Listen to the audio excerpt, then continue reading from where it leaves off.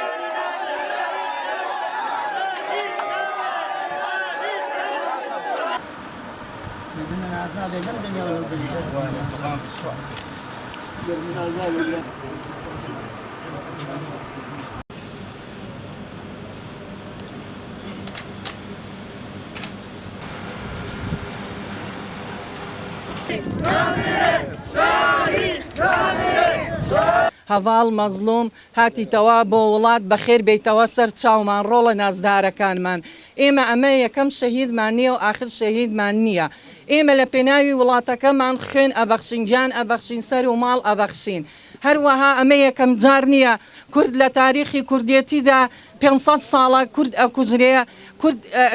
ئەکوژرێ لە هەر چوار پارچەی کوردستان ئەم شەهیدە ئێمە زۆر پێی سەربەرزین شەهیدی کەرکووکە شەهیدی کوردستانە شەهیدی هەر چوار پارچەی کوردستانە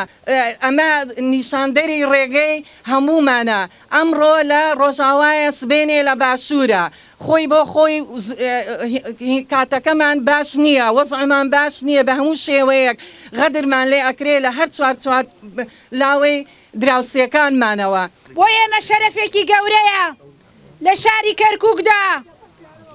لە باشووری کوردستاندا لە مەراسیمێکی وەها شکۆداردا تەرمی قارەمانێک فەرماندارێک پێشەنگی تێکۆشانێک بە خاکی پیرۆزی کوردستان ئەسپێرین بەڕێزان ئامادەبوانی خۆشەویست ئەبێ هەمومان بزانین هەواڵ مەزلوم دۆغان لەسەر فکر و فەلسەفەی ڕێبەرئاپۆ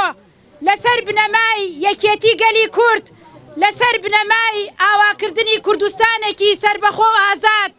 لە پێناوی ئازادی گەلی کورد لە هەموو بەشەکانی کوردستاندا چەکی تێکۆشانی کردەشانی و نەبەردانە بە ڕۆحی گەرمی گەنجانەی بیۆرانە چاونەترسانە چووە بەرەکانی جەنگ و ڕوبەڕووی دوژمن بوویەوە ئێمە تاماوین مەمنونی ئەو خەڵکەین لە هەموو پارچێکی کوردستان ئەمڕۆ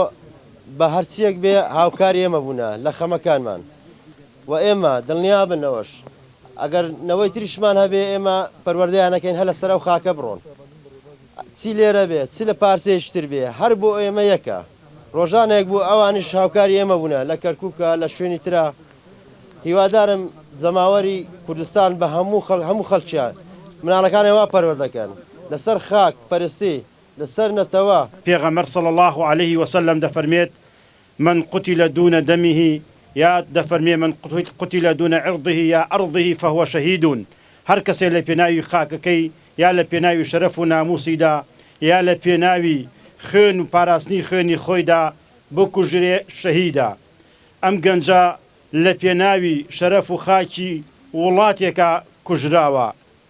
بەڕاستی پلەیەکی گەورەی هەیە و مەنزیلەتێکی گەورەی هەیە بۆیە ئەمڕۆ ئێمە بە هەموو چین و توێژەکانەوە بە تایبەتی بە مامۆسایانی ئاینیەوە لەسەر منبەرەکانیان و گەنجەکانمان هان بن و هەموو خەڵکی هان بن هەر یەکەی لە ڕێگەی کار و پیشەکەی خۆیەوە هەر یەکەی بە جۆرەی توانا و تااقەتی خۆی خزمەت بم خاک وڵات و نیشتیمانە بکات دادی کۆمەڵایەتی بەدیبێنێ و داگیرکەری و چەوسانەوە لە کوردستان نەمێنێ بەفیڕۆ نەچوونی خوێنیان پەیوەست بوون بە ئامانج و هاوڵاتیەکانیان بۆ ئەوەی تێکۆشانی پیرۆزیان لە پێناو کوردستانێکی ئازاد